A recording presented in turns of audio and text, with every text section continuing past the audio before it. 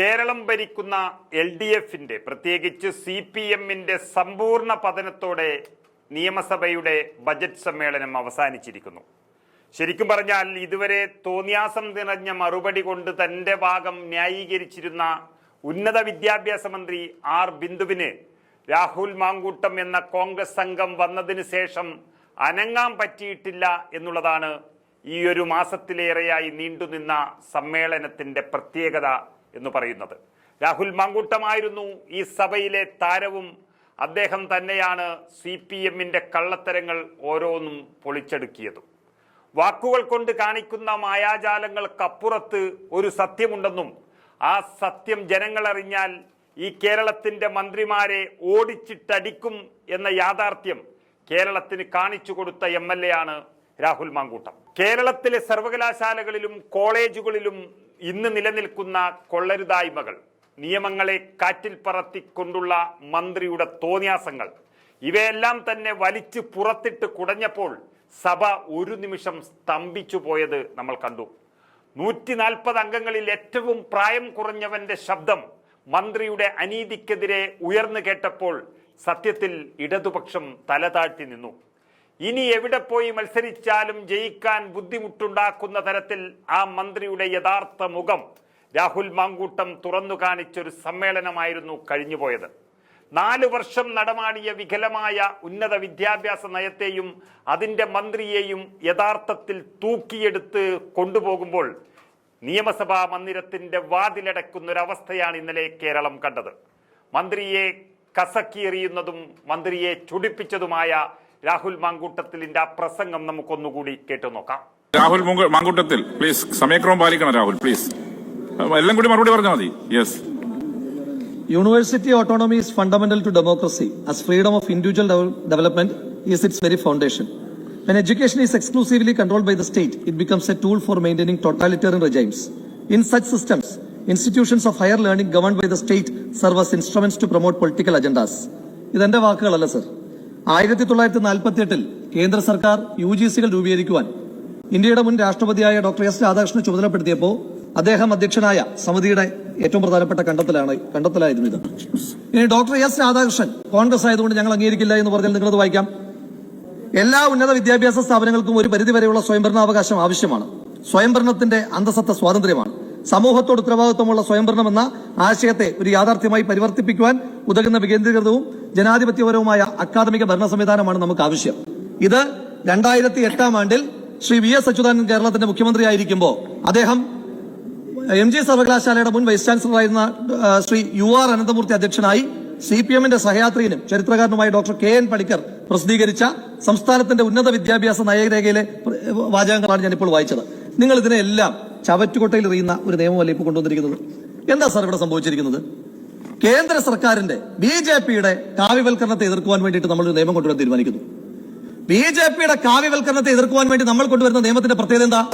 നിങ്ങളത് CPMന് വേണ്ടി ചുവപ്പുവൽക്കരിച്ചു.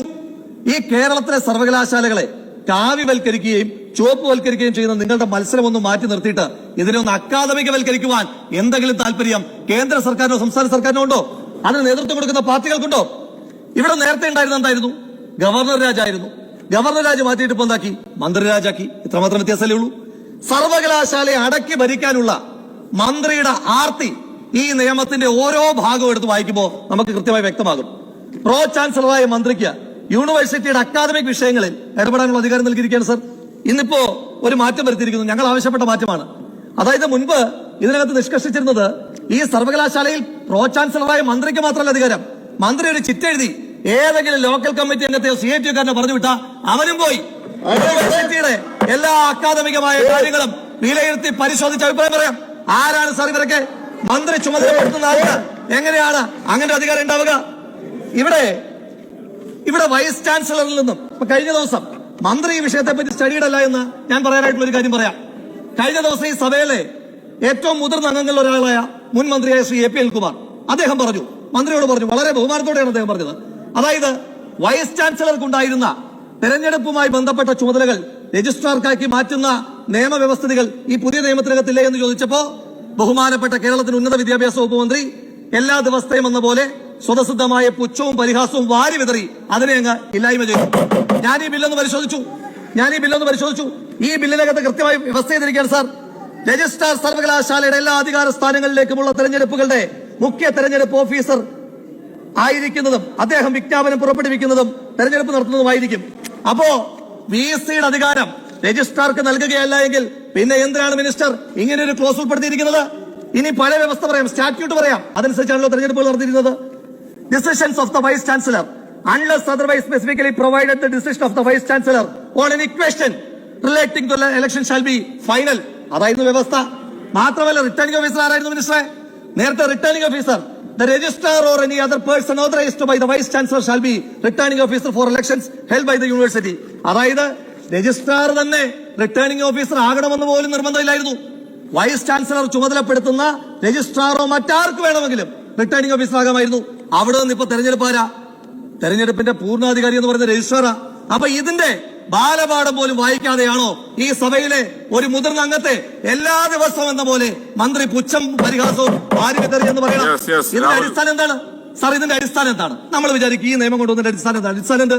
കഴിഞ്ഞ കേരള സർവകലാശാല തെരഞ്ഞെടുപ്പ്, ആ തെരഞ്ഞെടുപ്പിൽ SFIക്ക് വിചാരിച്ച മുന്നേറ്റം ഉണ്ടാക്കാൻ പറ്റിയില്ല. അപ്പൊ SFIയുടെ സഹാക്കന്മാരെന്ത് ചെയ്തു? കുട്ടി സഹാക്കന്മാരാണല്ലോ, അവന്മാരെന്ത് ചെയ്തു? കുറെ ബാലറ്റ് പേപ്പർ എടുത്ത് കഴിച്ചു, അങ്ങ് തിന്നു.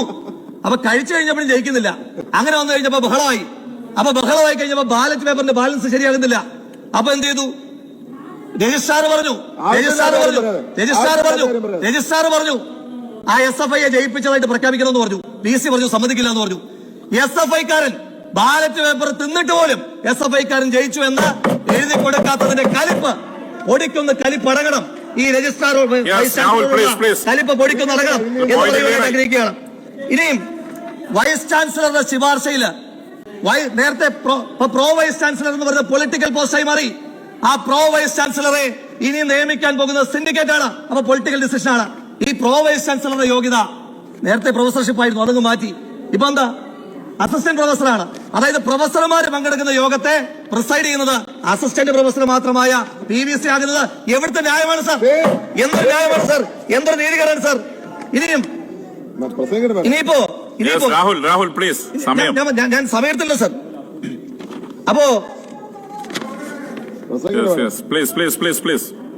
അപ്പോ ഇത് നമ്മൾ തൊട്ടു മുമ്പ് ഇറക്കിയ സ്വകാര്യ സർവകലാശാല, ആ സ്വകാര്യ സർവകലാശാലയുടെ പ്രത്യേകത എന്താ?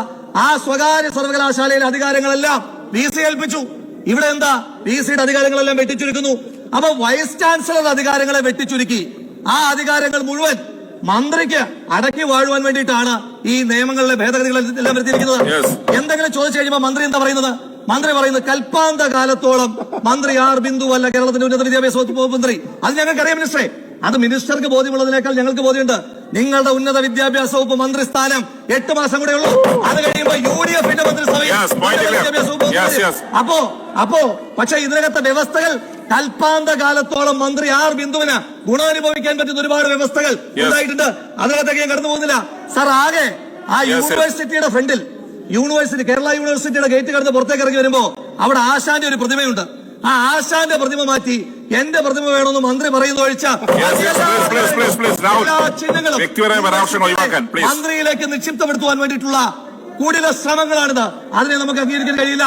സർവകലാശാലയെ കാവ്യവൽക്കരിക്കുന്നത് പോലെ തന്നെ അപകടകരമാണ് ചുവപ്പുവൽക്കരിക്കുന്നത്.